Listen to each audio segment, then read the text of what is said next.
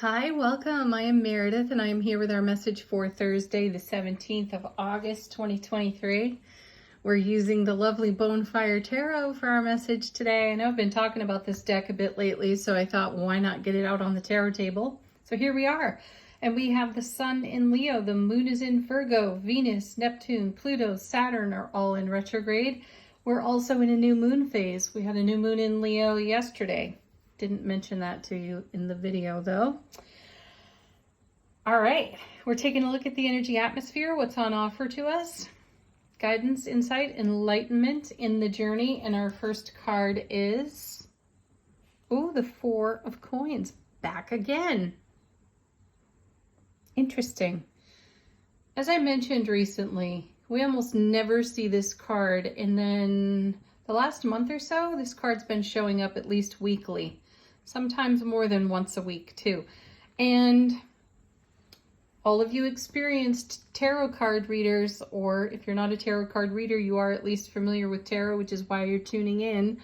You know that the message on this card is called, or its nickname is the Miser.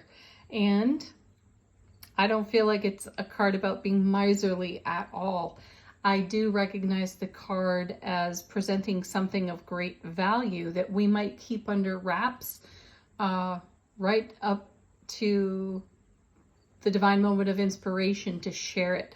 So I feel like we have something of great value to share, and that may be happening in the now. I actually feel this in the oncoming. I'm looking at that moon right there, and I'm feeling full moon. We have another full moon this month that comes at the end of August, and it's a blue moon because we've already had a full moon once. So something between new moon and full moon may emerge, something of great value that we have to share. Our next card.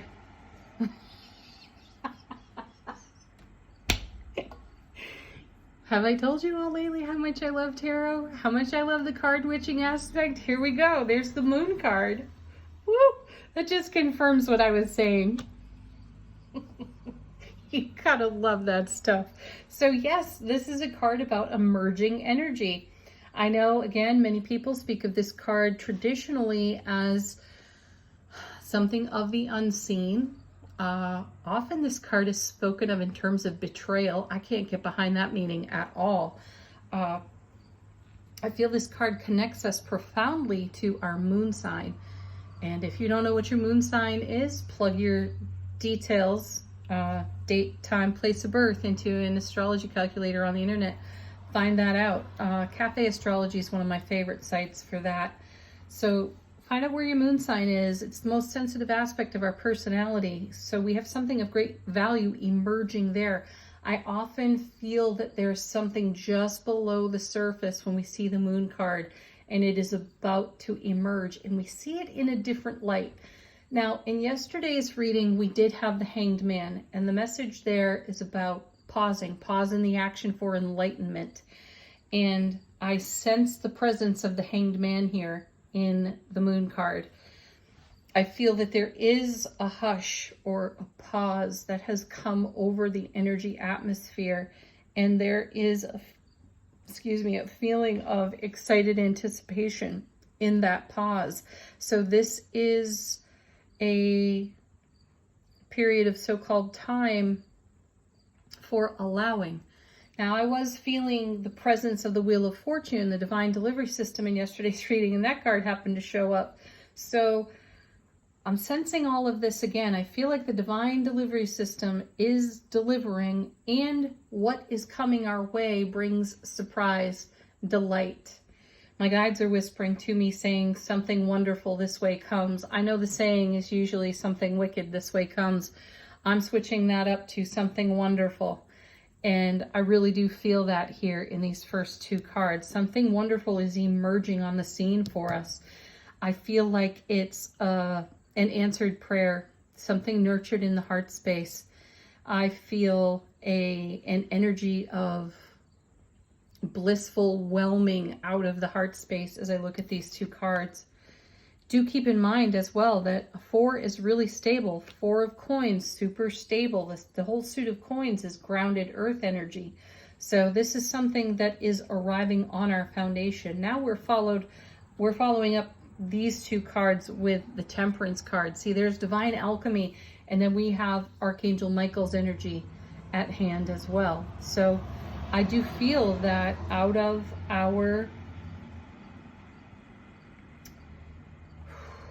the faith that we have been keeping gracefully for all that we hold in heart space, we are being rewarded.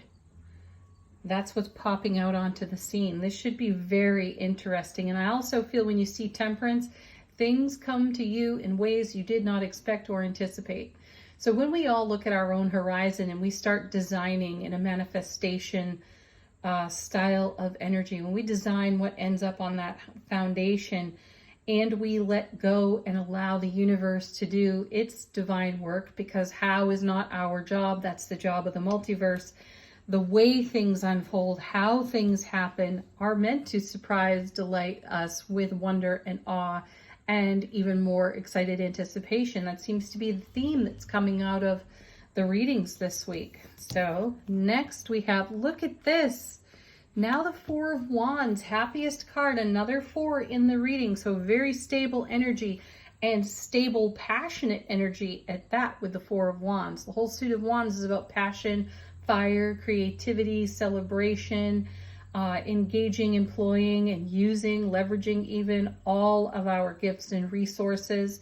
And Four of Wands being happiest in the minor arcana. I do sense, again, I can't help but repeat this, folks. Pardon if I sound like a broken record, but there is something emerging, literally popping out onto the foundation that takes our breath away. So having a holy wow moment here with the cards. Next, we have 2, first of which is King of Coins. He's back again. See, he was in yesterday's reading too. And this is because of the way we have been investing our energy into our sphere of influence, into or the expression of our heart-mind coherence. We are seeing evidence of everything we pour our love on, and the universe has made some divine alchemy, a divine recipe, if you will, for us. And we're going to get surprised, delighted, and we are going to celebrate whatever this is. Some of us just won't see it coming at all, or we won't see how it could have possibly come to be if we'd stayed in our egos, right? Okay, accompanying the King of Coins, we have, look at this. Oh my goodness, again, the Hanged Man. Wow, check that out. There's some fantastic card witching going on here. I'm loving this. Okay. So the Hanged Man was in yesterday's reading. I certainly mentioned it earlier over here, and it's paired with the King of Coins, King of Pentacles. And, you know, kings and queens are about self-mastery and how we direct our own self-mastery. This particular king is all about being present in the here and the now, celebrating, cherishing, honoring what is now, while being very present with the overflow of energy, how to direct that energy and continue to invest it in greater fulfillment of our happiness. And then we have the Hanged Man paired with this card. So just a moment now, I'm going to remind you all that there was swift moving energy in yesterday's reading. We had the Chariot, we had the Knight of Swords, we had 4 7s in that reading, so lots of heaven touching earth energy. And here we are again, there's more emerging. It's surprising. I'm getting the energy of surprise off the Temperance card, and then celebration in the Four of Wands, and then wisely reinvesting our joy and our happiness into the oncoming because of our enlightenment, because we pause in the action to cherish, to treasure, to ground into all of the joy and happiness that's unfolding in the now. This is fabulous energy for us. Let's see what's on the bottom of the deck. This is what may not be obvious. This is what could be going on behind the scenes, or it is what contributes to the joy that we witness here. Our first card, High Priestess. We get her message consistently listen to your intuition, listen to your deep inner knowing. And in traditional tarot, do recall that she sits between two pillars, and you know, she does not speak. She holds a scroll, like the word is written on the scroll. She never really gives up the information, though her presence inspires our own inner oracle, our deep inner knowing, and we end up channeling information from beyond the veil. And she sits right there in front of the veil. And this is what she whispers to us. Keep going, keep doing what you're doing. Trust, allow, let go is part of her consistent message. She's also very discreet. So this means that whatever it is that we're holding in heart space that is coming into being, that is overflowing in bliss onto our foundation, comes from a very deep connection within self relationship. And it may be something we've never said out loud. So talk about shock, awe, surprise, and happiness, right? There it is. I feel that the High Priestess is strangely the megaphone in the reading, even though she doesn't really speak, but she's got the megaphone because the intuition is loud and it's clear. Next we have Ten of Swords. Whoa. Well, hey, you know, what a great card. Tens are all about fulfillment. The Suit of Swords is about our words, how we speak over our lives. And this card's called the Fallen Master. And we've all fallen down within the spiritual journey. We know what that feels like, to be completely overcome by vulture thoughts, by the voice of the ego, talking us out of things that have great meaning to us in the guise of creating a sense of safety. And it takes tremendous self-mastery to overcome that voice at times. Sometimes it's more powerful than others. And I sense that here. And the High Priestess may be reminding us of where we've come from. She may be shining an intuitive light on the journey we have walked thus far. So the Ten of Swords becomes a moment in the reading where we can have appreciation for our challenges, our hardships, and our obstacles. And what we did with them. What did we do? Look at this. Look at this over here, the first part of the reading. We believed in ourselves. We trusted ourselves. We trusted our intuition when we had no evidence to trust in it at all. But look what it has created. All of this happiness over here. So the underside of the deck, first two cards, are feeling like a perspective check, checking in on your perspective, reminding us all of how we arrived in this here and now, in this kind of celebration. Our next card is the Hermit. How sweet is that? Did I take that off the top? I think I took that off the top of the deck. Whoops. Guess it was meant to be there. It's appropriate because a quest beckons. A quest into our enlightenment was beckoning. I feel that the Hermit often holds up the lantern and shines it into the shadow of the subconscious. And out of the subconscious, we were able to see in this light all of the reasons and excuses that we gave ourselves, made to ourselves, or allowed our ego to keep us kind of shackled to old beliefs and programming that did not necessarily set us free on our own foundation. We've had reading after reading about breaking free, about being liberated from belief system programming, matrix style thinking, not going with the herd, definitely thinking outside of the box, right? So I feel like the Hermit is yet again another check-in with our perspective, now shining the light on all of those 10 swords. Do recall though that the swords, or the Ace of Swords, is brilliant clarity and everlasting strength. So I feel like the Hermit is shining the light on our brilliant clarity and our everlasting strength so that we could listen to the voice of the High Priestess within ourselves. Okay, actual bottom of the deck. Ooh, look at that. 3 of Swords. Wow, 10 of Swords, 3 of Swords. Had I picked this off the bottom of the deck instead of the Hermit, these two would have been obviously right next to one another. I would subtract the 3 from the 10 and arrive at the 7 of Swords. So yet another 7 showing up for us.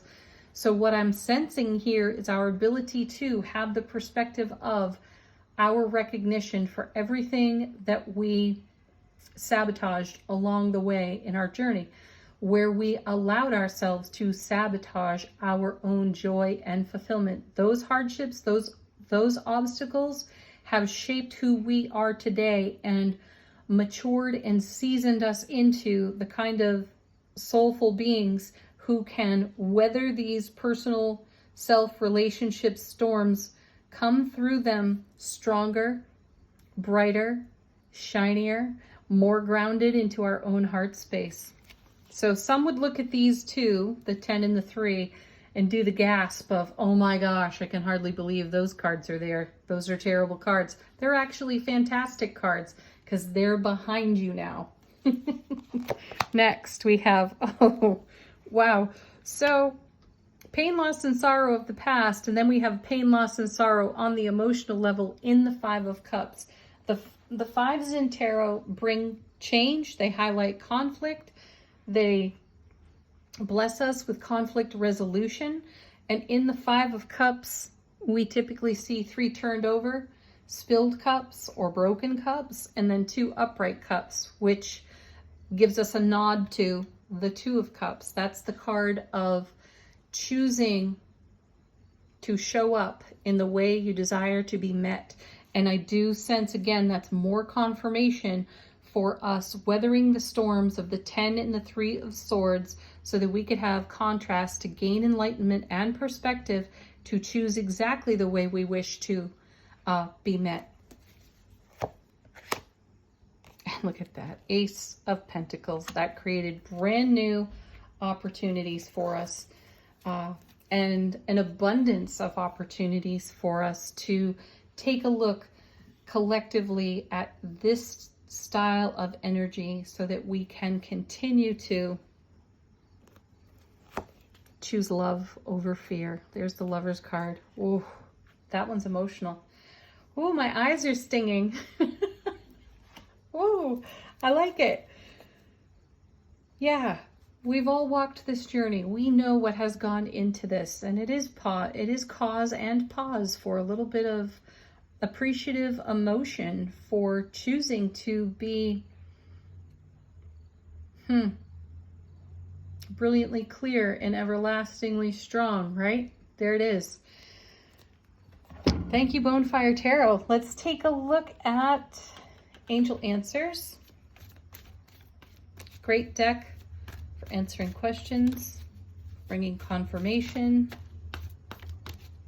connecting us with signs, symbols. We have a timing card here within the next few weeks.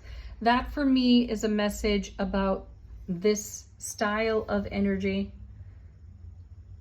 this current of energy sticking with us for a while, probably through the retrogrades, the current retrogrades. I know Venus is going to go direct in September. I got to check dates. The others go in, I think, October, maybe another one in November.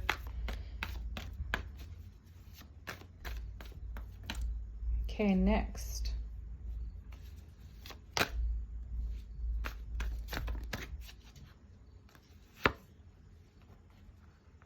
Ask for help from others. That's an invitation from your own guides, angels, and ancestors. If you feel like you need some very personal guidance beyond the message of this reading, tune into your own guides, angels, ancestors, and ask. Ask your inner high priestess for a sign. All about your big happy changes. Excellent. One more here. Improving health.